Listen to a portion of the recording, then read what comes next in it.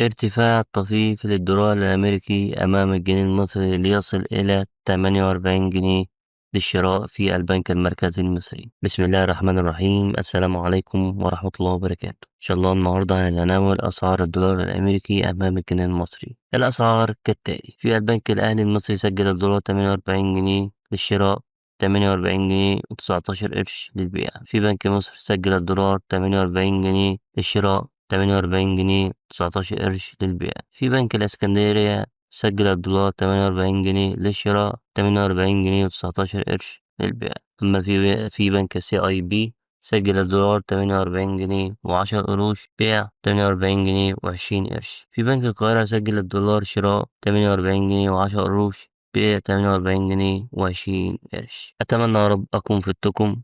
ما تنسوش تدعمونا بلايك وتشتركوا في القناة عشان يوصلكم كل جديد من فيديوهاتنا. ألقاكم في أمان الله. سلام.